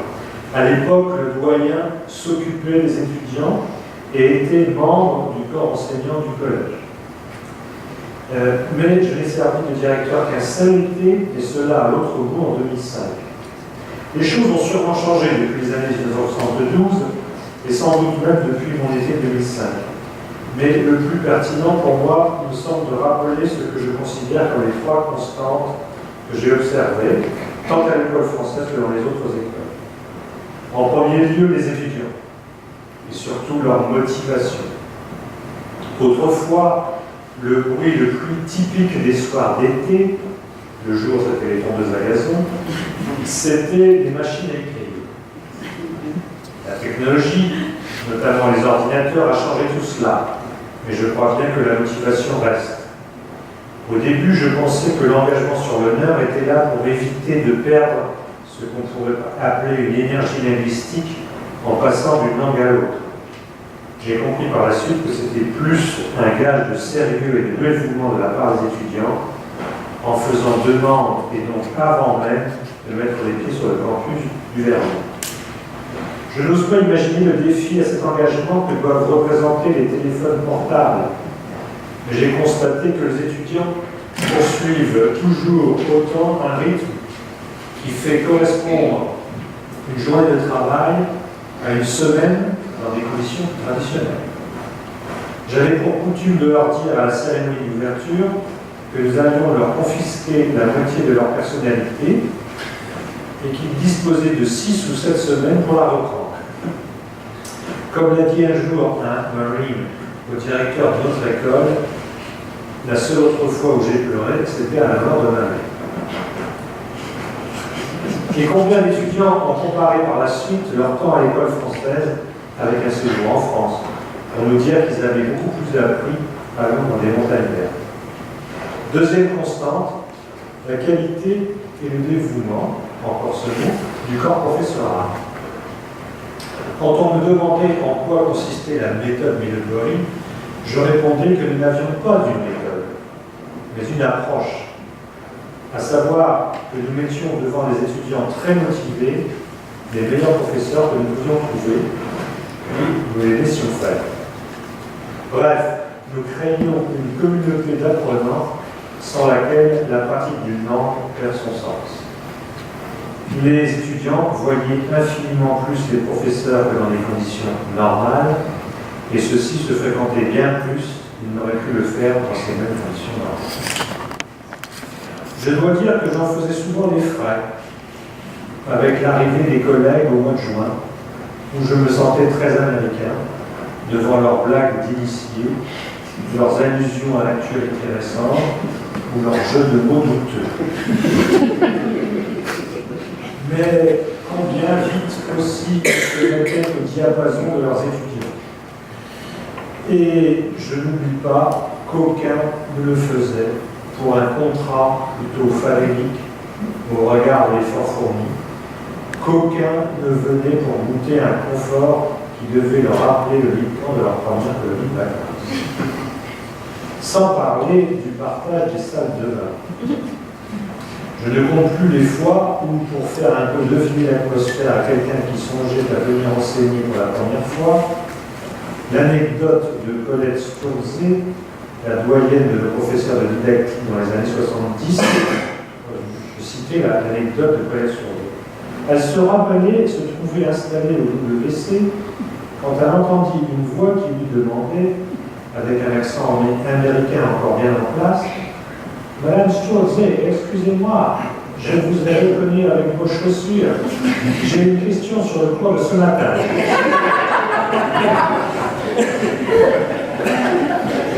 Anecdote apparemment exact. Cela ne constituait certes pas exactement l'occasion d'un engagement sur le terrain pour les professeurs, mais cela rendait bien l'idée qu'ils n'allaient pas opérer dans les conditions habituelles et que certains feraient mieux de s'abstenir tout simplement. Un grand merci soit dit ici à tous ceux qui ne se sont pas abstenus. Troisième constante, le dévouement du personnel. D'un côté, les directeurs, qui, sauf exception, enseignaient ailleurs pendant l'année et devaient s'en remettre à des collègues sur le campus pour s'assurer que tout se préparait bien pour l'été. Et une fois arrivés sur le campus, étaient appelés à coexister avec des collègues, directeurs, sortis d'autres institutions, d'autres cultures, face à des ressources quand même limitées. Ce qu'ils ont fait avec une loyauté au projet et au collège qui a toujours forcé l'admiration. Je fais une exception pour le football. Ils étaient certes les bénéficiaires d'un collège qui semblait ajouter chaque année un bâtiment nouveau ou un autre rénové, mais je dois dire qu'ils étaient aussi tributaires d'un collège qui souvent ne semblait pas toujours comprendre la spécificité des écoles de langue, ni pourquoi nous insistions tant pour avoir des services et une collaboration de la part d'un personnel qui préférait souvent voir l'été comme un moment pour souffler un peu. Il en était de même pour les membres du personnel administratif des écoles de langue, qui, je le dis franchement, m'ont toujours paru travailler plus dur pendant plus de mois que leurs homologues du collège d'hiver. Tout cela avec une intensité durant l'été qui devait nous faire paraître tous aux yeux des autres comme difficile à vivre, pour ne pas dire paranoïaque. Et comme des intrus qui ne correspondaient pas au profil plus familier d'un groupe de jeunes undergraduates de 18 à 21 ans. Alors que nous nous sentions investis d'une mission et nous voyions comme les premiers porteurs de la bonne réputation du Nouvelle College. J'espère que cet aspect des choses a changé, mais ce que j'entends dire sur la bureaucratisation n'est pas fait pour me rassurer. Quoi qu'il en soit, je profite de cette occasion et de ces 100 ans extraordinaires pour saluer les étudiants, les professeurs et pourquoi pas les directeurs de l'école française. Bon anniversaire.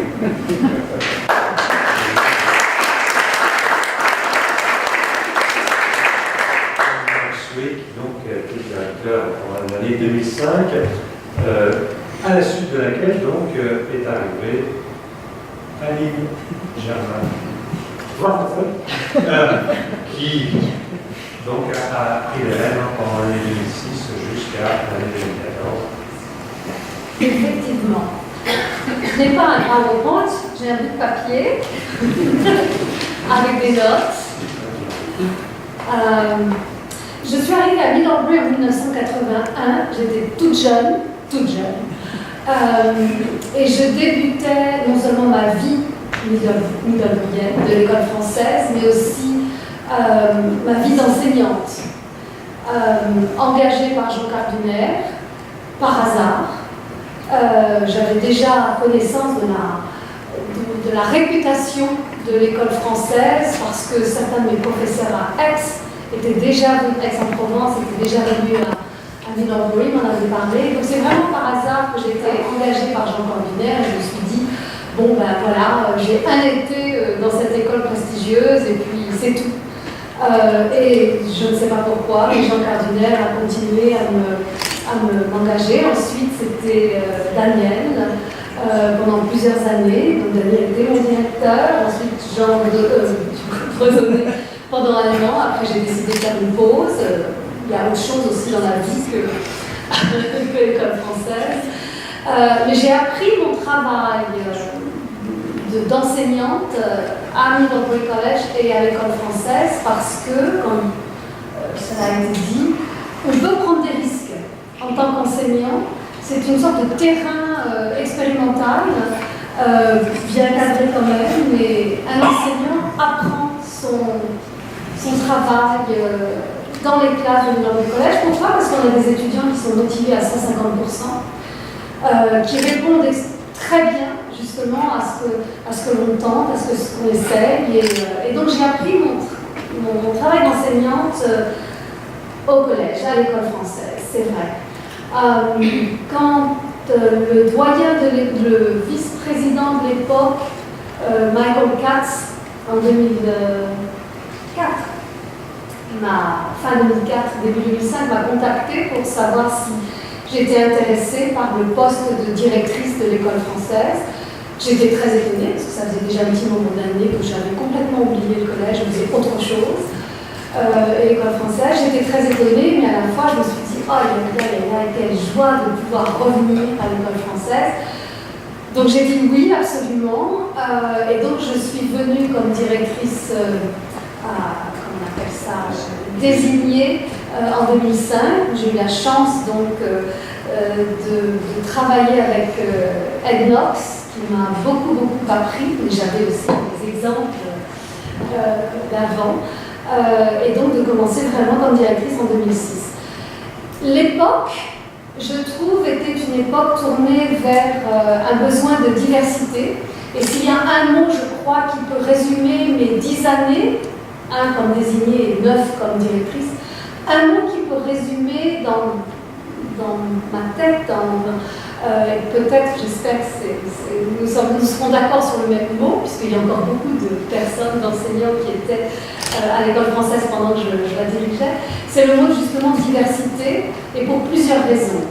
Diversité au niveau des étudiants. C'est une époque où nous avions, et nous avons, je crois toujours, de plus en plus d'étudiants internationaux, des étudiants vraiment qui viennent de partout. Par rapport aux autres écoles de langue, on a eu des étés où on avait plus de 10% d'étudiants internationaux à l'école française. Beaucoup plus que d'autres écoles. 10% c'est en général le taux d'étudiants internationaux pendant l'année pour le collège aussi. Donc c'est une nouvelle donne. Hein. Ce ne sont pas que des étudiants américains qui viennent d'un petit peu partout aux États-Unis, mais aussi des étudiants qui viennent de différents pays, donc de différentes cultures, avec différentes attentes, avec différentes représentations de ce qu'est apprendre une langue ou apprendre aux États-Unis. Il fallait donc répondre à cette diversité. Et pour répondre à cette diversité, eh bien, j'ai choisi d'engager et de faire venir des enseignants qui venaient aussi d'une grande diversité de pays, d'une grande diversité de pays francophones, puisque nous sommes quand même l'école française. À un moment donné, d'ailleurs, on voit ici le drapeau de la francophonie, c'est quelque chose que j'ai poussé énormément pendant les 10 années.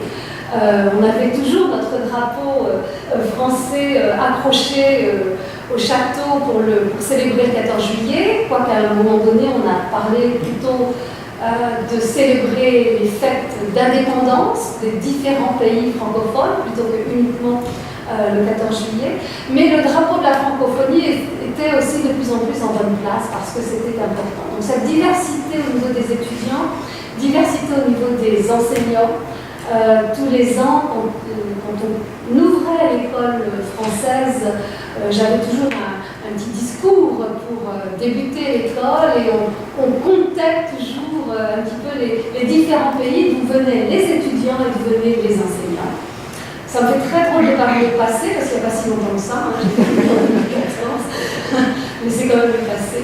Mais donc cet aspect diversité au niveau des enseignants était très important pour permettre aux étudiants de vivre justement cette diversité francophone au contact des enseignants, de leur famille, au contact de leurs enfants. Donc cet échange interculturel, multiculturel était très très présent sur le campus pendant les 10 années où j'étais là dans ce travail de direction. J'ai essayé aussi d'amener la diversité dans toutes les activités que l'on pouvait avoir sur le campus. Il est vrai que quand j'ai pris la direction, c'était une époque où l'équilibre entre les cours et le nombre d'événements, d'ateliers, de conférences était difficile à tenir. Il y avait une attente au niveau du vice-président, qui après Michael Katz c'était Michael Geisler, une attente où on voulait beaucoup de conférences, beaucoup d'ateliers, etc., donc des activités co-curriculaires. Et c'était très difficile d'équilibrer ça parce que vous, étudiants, vous êtes très stratégiques avec votre temps, vous avez raison. Vous êtes là aussi pour une certaine raison, vous voulez apprendre la langue, apprendre sa culture, ses cultures, etc. Et donc parfois passer du temps dans les ateliers, assister aux conférences, venir aux différents événements, c'était très difficile pour vous, vos prédécesseurs, de gérer le temps. Mais c'était quand même pour moi l'occasion, justement, encore une fois, de faire vivre encore plus cette diversité francophone. Et donc, nous avons eu des artistes, des écrivains, des historiens, qui venaient donc de différents pays francophones. Je ne sais pas si certains se souviennent du groupe Cacoustique, qui venait de Guadeloupe. Nous avons eu aussi... j'ai noté tous les noms, parce que je sais, Mamadou Diabaté du Mali avec sa kora, son magnifique concert de kora. Nous avons eu effectivement, oui, le Vent du Nord, ce groupe canadien qui est venu plusieurs fois. Nous avons eu aussi le Tireux de Roche, aussi du Québec. Nous avons eu des artistes, des écrivains comme Momemendo qui est venu plusieurs fois. Des hommes de théâtre, Claude Pelloski-Pidas, qui à l'époque venait comme responsable du théâtre. Nous avons eu aussi José Pilla, du Bénin, mais aussi du Guadeloupe, qui est maintenant d'ailleurs ministre de la Culture au Bénin, dans le nouveau gouvernement. Nous avons eu Gustave Akakpo du Togo. Nous avons eu Stanley Péan de Haïti, nous avons eu Daniel Laferrière qui est revenu, pareil, de Haïti, Québec, etc. Donc on a eu une belle diversité au niveau des conférences, au niveau des événements, etc. Encore une fois, je crois même, les étudiants me disaient qu'ils appréciaient vraiment cette diversité, même si parfois c'était très difficile d'équilibrer. Mais s'il y a une chose dont je suis fière, c'est cette diversité. Diversité aussi au niveau des lieux, puisque c'est à cette époque, c'est sous mon déquénat, que le collège a décidé d'ouvrir un autre campus. Donc pendant 5 ans, nous avons eu aussi l'école française qui était aussi en Californie, sur le campus de Mills. C'était aussi une expérience assez intéressante parce que comment quand même tenir ensemble ou donner ce sentiment d'identité à l'école française quand on a 2 campus, un en Californie et un dans Vermont. C'est aussi, à ce moment-là aussi, j'ai décidé de créer une 3e école, en fin de compte, à Poitiers, pour permettre aux étudiants gradués, aux étudiants de maîtrise, qui souvent faisaient leur maîtrise en 4 étés, s'ils n'avaient pas la possibilité de partir aussi pendant 1 an à Paris. Certains ne pouvaient pas, ils sont professionnels, ils ont un travail, ils ne peuvent pas quitter leur travail pendant l'année. Et je me disais, mais c'est pas juste parce qu'ils viennent 4 années et n'ont pas l'occasion de vivre aussi dans un pays francophone, la France. Là. C'est pour ça que j'ai donc créé ce programme à Poitiers, qui a duré pendant 7 ans, qui a eu beaucoup de succès. Maintenant, le programme qui se continue à Paris. À l'époque, je me disais, je voudrais non seulement que les étudiants puissent aller à Poitiers, mais aussi dans d'autres régions du monde francophone. Donc j'avais commencé les pourparlers pour la Guadeloupe. Malheureusement, question de budget, etc., qui disséminait trop nos étudiants. À la fin, il n'y a plus personne sur le campus, c'est pas possible non plus. Donc ce projet-là, je ne l'ai pas fait, mais c'était quelque chose que je voulais faire. Mais donc, encore une fois, une diversité de lieux pour permettre aux étudiants de vivre cette expérience française, francophone, dans d'autres lieux. Les sujets, les thématiques des cours aussi, de plus en plus de cours qui traitaient non seulement de la francophonie, mais de certains aspects historiques, cinéma, littérature, etc., par rapport à des régions différentes dans le monde francophone. C'était aussi important, je crois. Certains débats, certaines tables rondes. J'ai encore à l'esprit une table ronde avec des écrivains du Togo qui étaient à Mills en vidéoconférence. Gustave Akakpo, lui aussi du Togo, qui était là. Daniel Laferrière à l'époque était aussi aussi là. On avait évidemment Romu qui comment dire, organisait toute cette table ronde et ces dialogues sur qu'est-ce que veut dire être écrivain dans un monde francophone. C'était de belles tables rondes que nous avions. Au niveau théâtre aussi, donc je parle de Claude Pelopidas, mais Sonia Ristic de Croatie, mais francophone. J'ai donc dit José Pilla, Gustave Acappo, mais non seulement responsables du théâtre, mais qui ont amené aussi leur théâtre francophone. Et donc au théâtre Wright, on a joué des théâtres francophones, ce qui changeait un petit peu de ce dont j'avais l'habitude. J'étais en tant qu'enseignante très impliquée dans le théâtre, vous avez vu la photo. Tous les ans, tous les étés, je m'impliquais dans le théâtre, mais c'était un théâtre qui était encore très très français. C'était bien, hein, c'était le besoin et la demande du moment. À mon époque, il y avait une autre demande. Donc les théâtres qui étaient joués au théâtre Wright étaient vraiment des théâtres francophones, avec nos auteurs qui étaient là aussi pour mettre en scène ces différentes pièces. Ça sont de bons souvenirs. Un magnifique souvenir aussi que j'ai, vous avez peut-être encore, c'était la soirée très pleine d'émotions quand Antoine Léonard Mastratel nous a passé son documentaire Clavel, enfant numéro 13. Antoine est un documentariste de renom et j'avais eu la chance de pouvoir la voir sur le campus et il nous a donc passé ce documentaire qu'il avait fait sur cet enfant du Rwanda qui avait été sauvé, l'enfant du Rwanda, mais toute son histoire.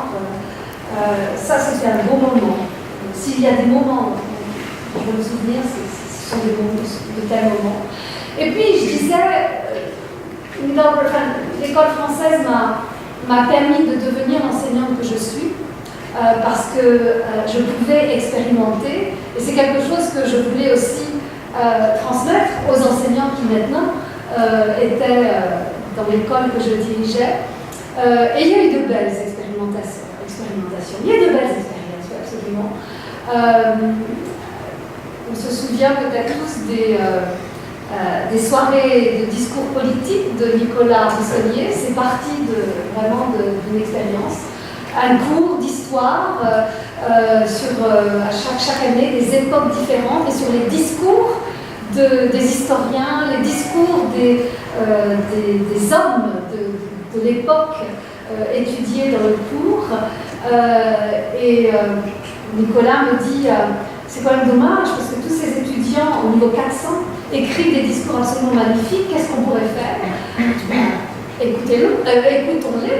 Et donc un jour au château, les étudiants sont venus nous faire leur discours. Il y avait quelques profs dans le grand salon.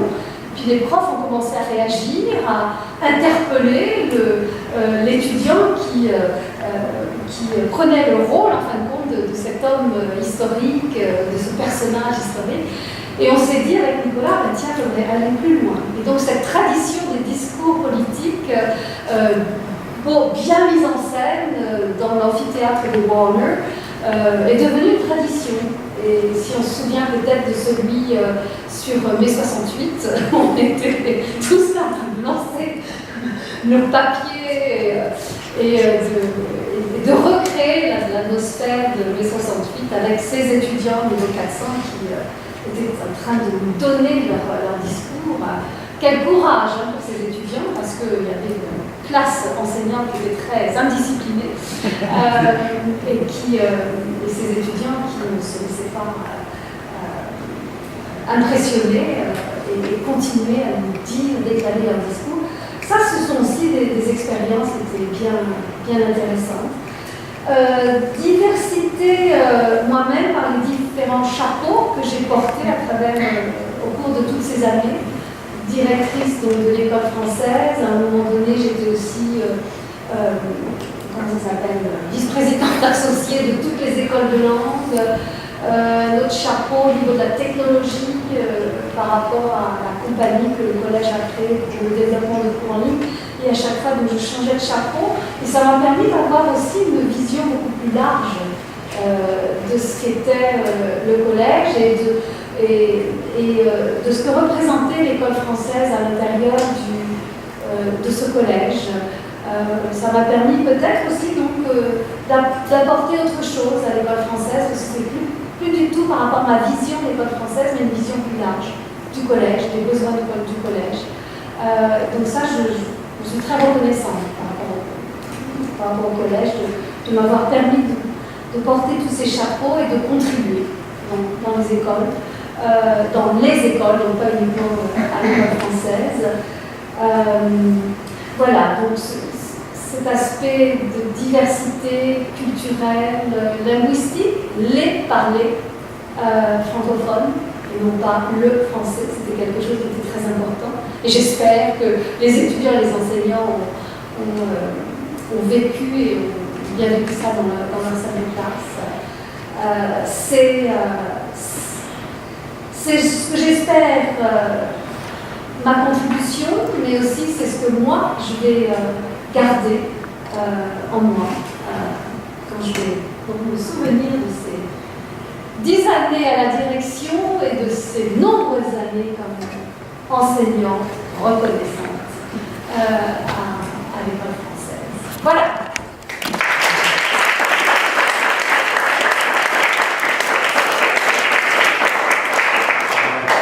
Non, mais le danger de célébrer comme ça, de fêter 100 ans, c'est de plonger dans la nostalgie. Les discours de vieux combattants auxquels vous avez eu droit, d'ailleurs, on ne peut pas y échapper. C'est normal, ça fait partie de cette mystique de la vie ensemble qui se crée ici. Pour les étudiants, je le sais, les étudiants ont leur vie ici et qui continuent après, et puis pour les enseignants aussi, bien sûr, qui font que très souvent se créent ici des amitiés qui perdurent à travers les années, à travers les décennies, à travers et il y a vraiment donc une communauté Millebreuil. Il y a une communauté Millebreuil qu'on reconnaît à travers le monde, si j'ose dire. Il nous est arrivé, je me souviens, on fait que se souvenir, bien sûr. Je me souviens par exemple d'une année où on repartait avec les enfants qui avaient un petit t-shirt Millebreuil, et c'était jeune, et à l'aéroport, il y a une dame qui me dit « Ah, vous êtes venu à quoi les écoles ?» Ah oui, et sans arrêt. Et encore une fois, j'étais dans le métro il n'y a pas longtemps avec mon sac à dos Millebreuil, et il y a une dame derrière qui me dit que je vais regarder avec attention la chose. Et donc, on a fini par engager la conversation. Après, c'est bien, les écoles de langue, etc. C'est vraiment quelque chose de tout à fait unique. Et chacun a vraiment le sentiment de vivre un moment unique ici, comme l'a dit. Alors bien sûr, il ne faut pas sombrer dans la nostalgie, il faut aller de l'avant, il faut voir un petit peu ce que seront les 100 prochaines années. Un peu ambitieux, mais je pense que sur le temps tour, je ne vais pas vous garder quand même plus longtemps, les perspectives que l'on peut avoir, bien sûr, c'est, on ne sait jamais ce que peut-être, mais c'est de se poser la question de savoir effectivement si le français, c'est tout ce que ça veut dire, on a évoqué sous forme de facette, si le français a encore un avenir, et quel avenir, dans le cadre de il est certain que la mondialisation, le développement des moyens de communication, le travail, etc., font que les langues sont en train d'évoluer, de changer, probablement de changer de fonction même. Et on peut se poser la question de savoir si le français trouvera encore sa place là-dedans. Bon, moi je l'espère, j'ose effectivement penser que dans les années à venir, il y aura encore la place pour le développement de ce qui fait la spécificité de l'école, de l'école française de Montpellier. On peut avoir bien sûr quelques petits doutes. Les étudiants qui sont ici, je espérais que vous allez continuer d'être le flambeau et aller porter cette idée. C'est une idée qui se décline à travers ce qu'on appelle l'école française, à travers les années, à travers. Et puis finalement, 100 ans, ça passe vite. Donc, on peut espérer que, effectivement, comme si ça se. Voilà, on peut espérer que effectivement, nous nous retrouverons au moins par la pensée ici dans les centres à venir. Sur certains des jeunes, je pense qu'ils iront beaucoup plus loin et qu'ils pourront voir effectivement ce qui sera passé dans. Mais je garde mon espoir. Je suis optimiste parce que je crois que c'est une des leçons de l'histoire. On ne peut pas se débarrasser de l'histoire. Et là, nous avons créé l'histoire. Nous avons créé l'histoire quand même. 100 ans déjà, l'histoire, c'est quelque chose de très important. Et on ne peut pas, et je pense que c'est ça, peut-être aussi ce qu'on voit dans les événements qui sont en train de se passer. Je pense que quand beaucoup d'événements sont en train de se passer, c'est justement une tentation de détruire l'histoire, de dire non à l'histoire, en quelque sorte, tout ce qui se passe dans ces événements. Et je pense qu'arrivera un moment où beaucoup de gens se rendront compte qu'au contraire, c'est là que se trouve la modernité. Et c'est là que se trouvent les perspectives. Dans ce qui s'est passé, dans ce qui s'est créé à travers les années. Et je pense que notre école, ici, qui a maintenant 100 ans, s'inscrit dans cette ligne. J'ose le croire. En tout cas, je vous remercie d'avoir été ici, d'avoir écouté l'histoire des combattants. Merci. Mais vous êtes maintenant des vieux combattants. Vous en faites partie. Donc, préparez vos histoires pour les années à venir.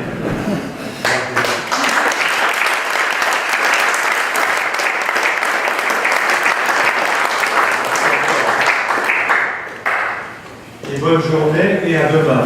Parce que demain, nous continuons dans l'aspect plus festif des célébrations.